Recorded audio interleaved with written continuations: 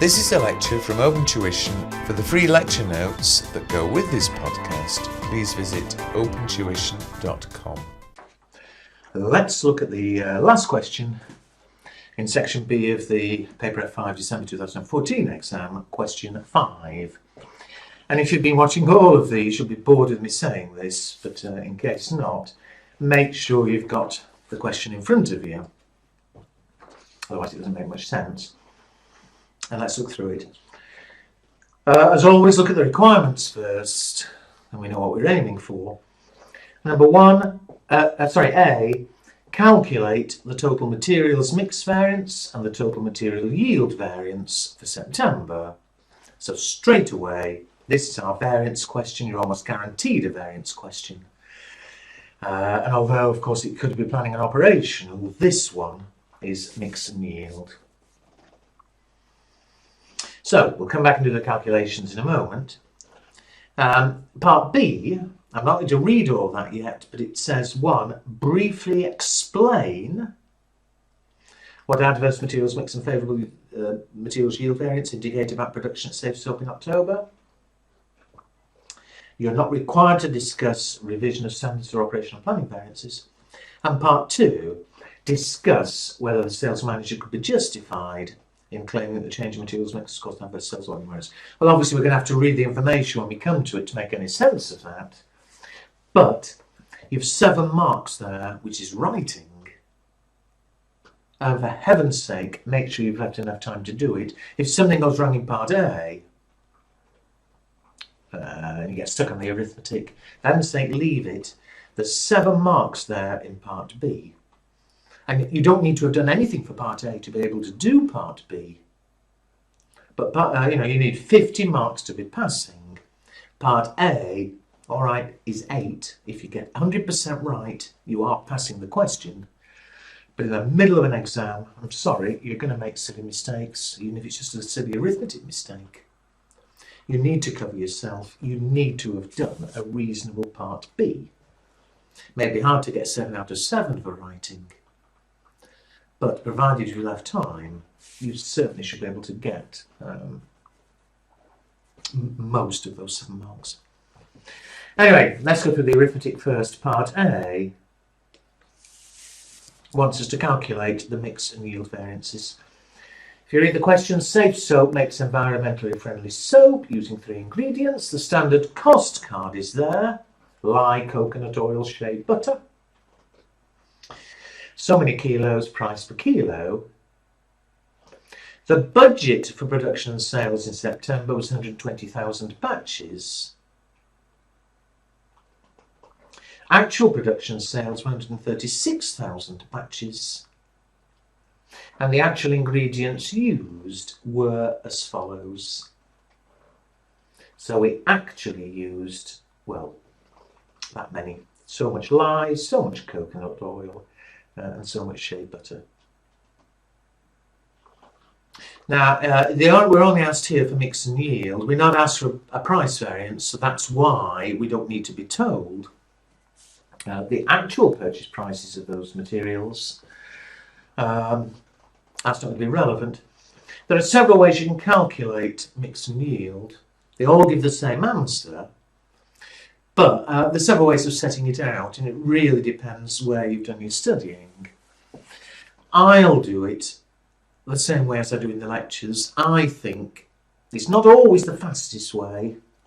The question will be asked in different ways, but it's the way that sort of always works, whatever you're actually asked for, and I find the most logical. So if you've learnt it differently, do it differently by all means. But as this is Open Tuition. My lectures do it one way. It'd be silly for me to do it a different way here. Let's look first of all at the mix variance. And I was doing it as a little table. For the mix variance, you compare the way we actually mixed.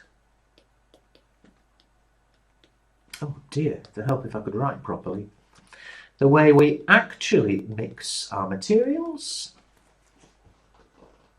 with the standard mix, the way we should have mixed them. Now, before I start costing them out, let me make sure you clear what I mean. What I mean is this. In kilos, what did we actually buy? Lye, we bought 4,080. Coconut oil, we bought 83,232. Shea butter, we bought 64,200. So in total, we bought how many kilos?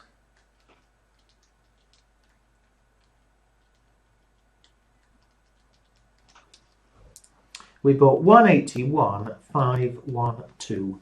So that's right or wrong. If we bought too many, too few, irrelevant. That's how many kilos we bought. And that's how we mix them between the three materials. How should we have mixed them, though, if we'd done it in the standard way? So for our actual input of 181,000 kilos, if you look at the cost card, in total, every batch should have used what was in total 0.25 plus 0.6 plus 0.5. I'll actually write it down, then nobody gets lost. But I'd write this on the exam paper rather than waste time. But it's 0.25 of lye, 0.6 of coconut oil, 0.5 of shea butter. So in total, for every batch, it's a total of 1.35 kilos. And so if you'd mix things properly, for every 1.35 kilos we bought, 0.25 of them should have been lye, 0.6 of them should have been coconut oil, and so on. And so in total, how much should have been lye? Well, it should have been 0.25 for every 1.35. Well, in total, we had 181,512. So divide by 1.35, multiply by 0.25. 33,613. 0.3 of them should have been lye. Similarly, 0.6 out of every 1.35 should have been coconut oil. Take that fraction of the total, and it should have been 80,672 kilos of coconut oil. And finally, 0.5 out of every 1.35 should have been shea butter. So again, that fraction of the total, it should have been 67,226.7 kilos of shea butter. So whatever happens, this is the mixed variance, whatever happens, we bought a total of 181,000 kilos. That's the way we mixed between the three materials, and this is the way we should have mixed between them if we'd followed the standard. We need to cost it out. Always, price variance would have been dealt with separately and is irrelevant here. So in both cases, we cost at standard cost.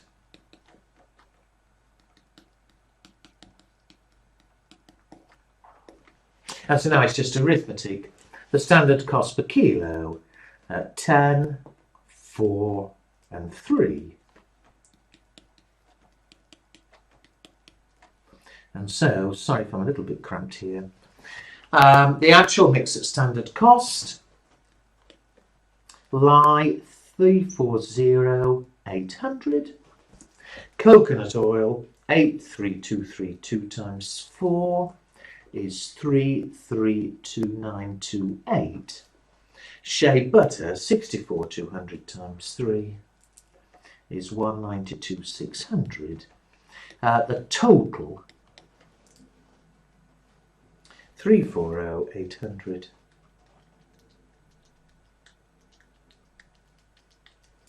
I get 866,328. So standard cost, that's how much our mix would have cost us. If we'd have mixed it the right way, 336133, It should have been 80672 at $4, which is 322688. It should have been 67226.7 at $3.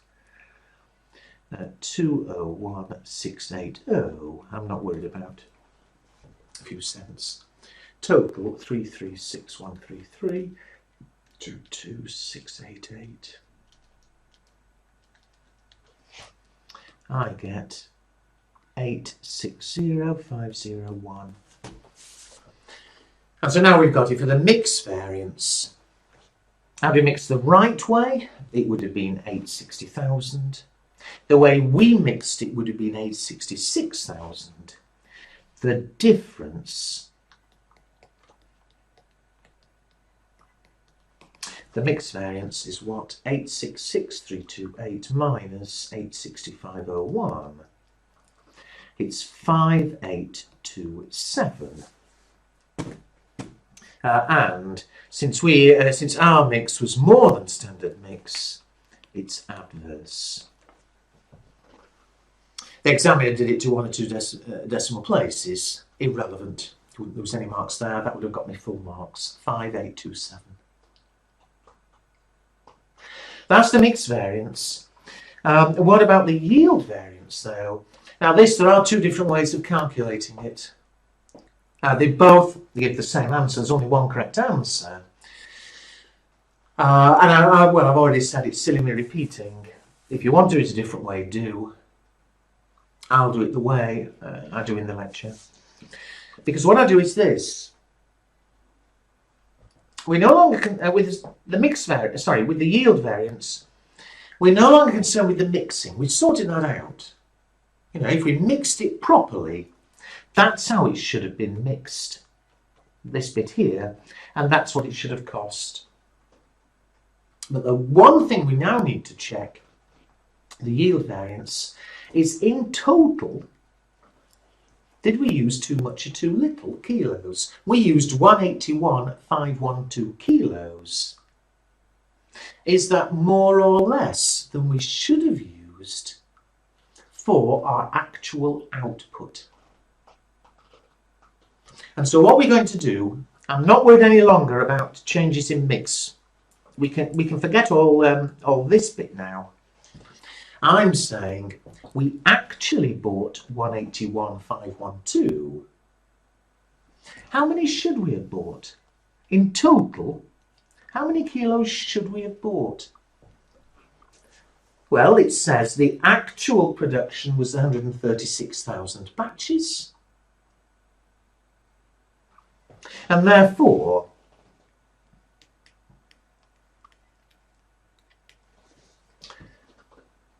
how many kilos in total should we have used? From the standard cost card, it's 1.35 kilos per batch. And so we should have used in total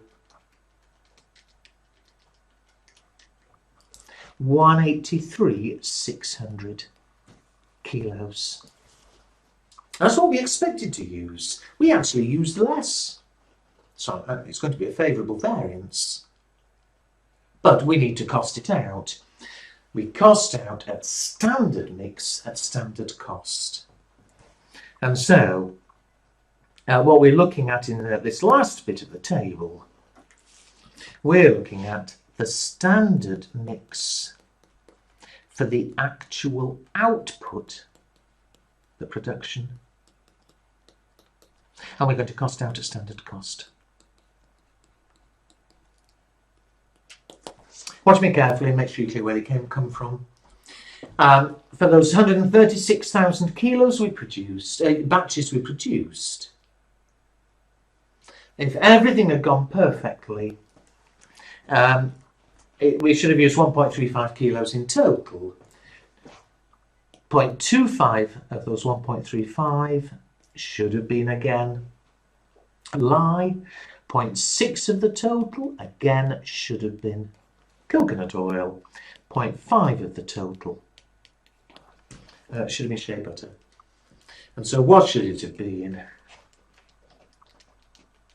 If everything had been perfect, we should have used 34,000 kilos of lye. We should have used 81,600 kilos of coconut oil. And finally, we should have used 68,000 kilos of shea butter. So think about what's happening. The more you see the logic, the less it's a question of pure learning. But for what we actually produced, that's what we should have bought and how we should have bought it. In fact, we actually bought 181,000 kilos for a standard mix. That's how we would have bought it. Cost it out at standard cost again. 10, 4 and 3. And what do we get? Oh dear.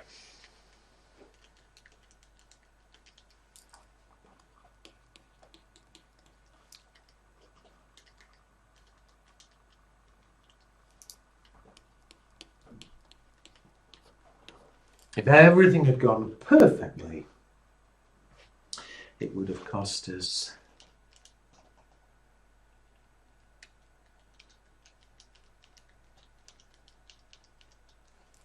$870,400. And so again, it's turning into a full lecture. There is a full lecture on the website. But you see, the point is, if everything had gone perfectly from the beginning, that's how much we'd have spent. Why didn't it go perfectly? We bought a different quantity in total. In total, we bought less. And as a result, even if everything else had been perfect, the correct mix, the correct cost, we'd have paid less. That difference there is the yield variance. It would have cost 860,501. 860,501 minus 870,400. We'd have saved 9,899. It's favourable. You see, things follow one to the other. If it had gone perfectly, that's what it should have been, 870,400. First thing that goes wrong, we managed to buy less material. Perhaps have less waste. That saved us, that alone saved us 9,899. So why didn't we spend 865,001? We mixed it differently. And because we mixed it differently, it was 866,328. That lost us 5,827. And although we've now finished part A, remember, irrelevant here, but why, of course, won't we have spent 866? We'd probably pay different prices. And if we pay different prices, well, of course, it might be more, it might be less. There we'd have our price or expenditure variance. However, there we are, as I said before, the examiner, I think, went to either 1 or 2 decimal places, brought in cents. Absolutely no need in the exam. Unless she specified, I don't think she ever would specify. That would have got me full marks. Take me a while to talk, I'm sorry, but once you've got the hang of it, it's very quick, it really is.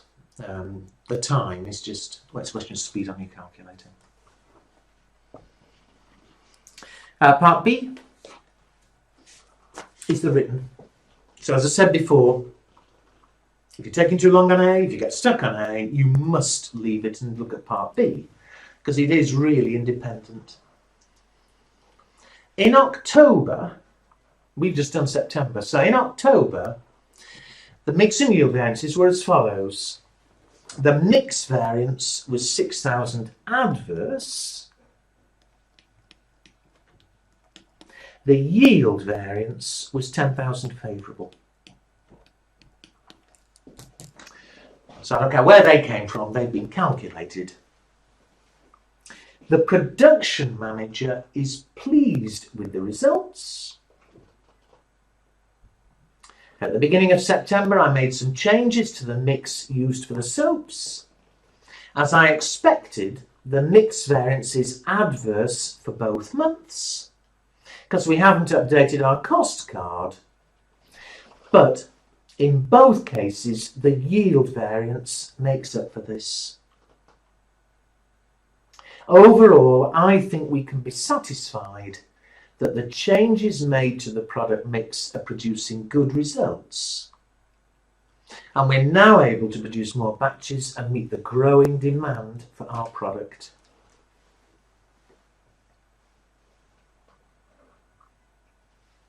Sales manager holds a different view.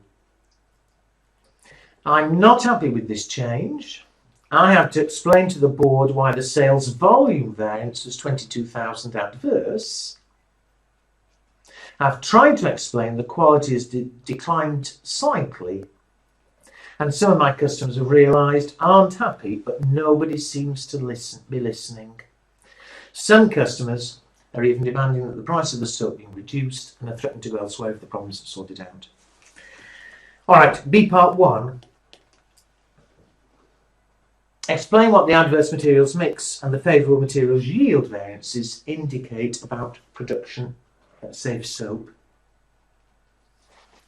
First of all, mix. What's happened with mix? We've an adverse variance. And why?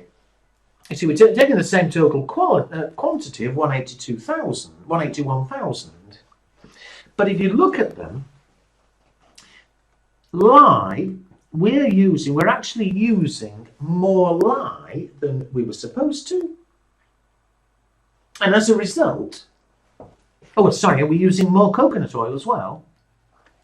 So we're using 1,000 more lye, we're using 3,000 more coconut oil. And as a result, we're using less shea butter. But of course, if you buy more of one material, automatically you'll buy less of another material. That's what's happening here. And why is it adverse? It's because what we've been doing, we've been buying more of the expensive ones, and I'm sorry I'm making a mess on here. You see, we're buying a bit more lye, which is very expensive. We're buying quite a bit more coconut oil, which is $4. As a result, we are buying less shea butter, but shea butter is cheap. So if you're buying more of the expensive material and less of the cheap material, the overall cost is going to go up. That's what's happening with the mix variance. The mix. The reason it's happening is you're buying more of the expensive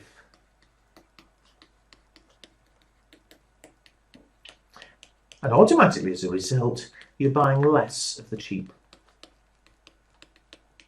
Now, write a bit more in the exam. I'm not going to write it in full. You see what the examiner's written, and she writes more than she expects.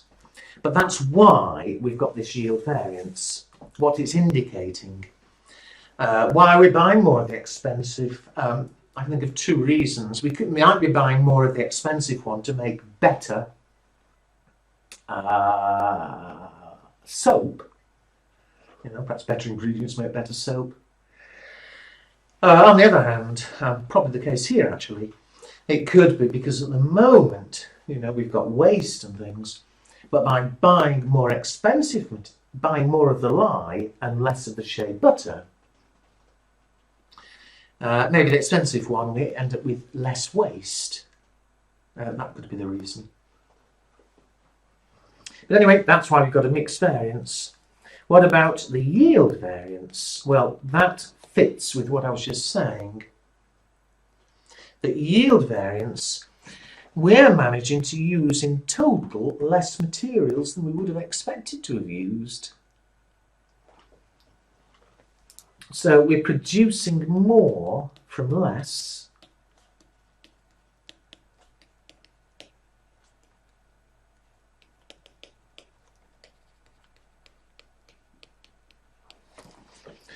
And there are really two reasons. The most likely one is that because it's better material,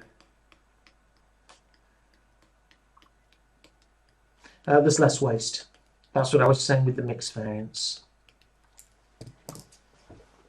So to go together, You gain one side, you lose the other. You pay more for material, you lose.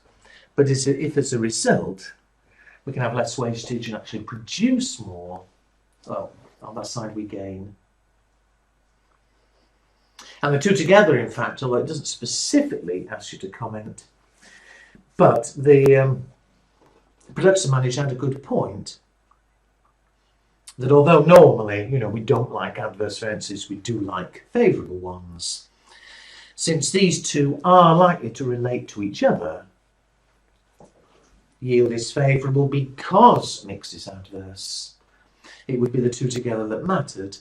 And overall, in both October and September, overall there is a net gain. And so provided the reasons are what I said, then it does seem to have been sensible. Number two, it's a bit odd really, because the sales manager discussed whether he's justified claiming the change in mix has caused an adverse sales volume variance. There's a sales volume variance for 22,000 adverse, so no question, we have sold fewer than we're expecting to. And he said that the quality of the soap has declined slightly. And that's why, he hasn't said this, but it's implied, that's why we're selling less. Well, this isn't as clear cut. The mix variance, we are definitely buying more of the more expensive material. There's absolutely no argument there. You can look at the figures. And I did say earlier, I would normally have expected, if you're buying more expensive material, that perhaps we are producing better quality, not worse quality.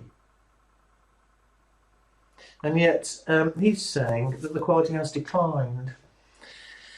Well, I think we need to do more work. If the quality, it could have been that he's doing a bad job, quite frankly, and it's nothing to do with the mix. But changing the mix certainly is going to change the nature of the soap, I think you can imagine. And despite what I said, it is possible that, of course, even though we're using more expensive material, it is possible that the soap isn't as nice. And that it could be the reason. And if it is the reason, then we do have a problem.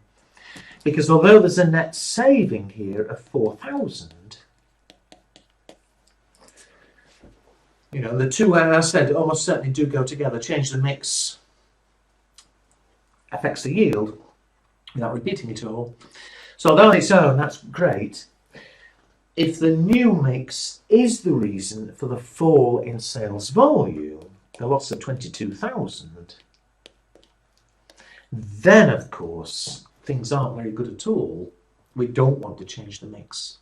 Again, it's no good looking at the two independently. If the 22,000 fall is because of the change of mix, therefore the quality, then it's been a bad move. We'd be better to go back to how we were. But I say it's not quite as clear there.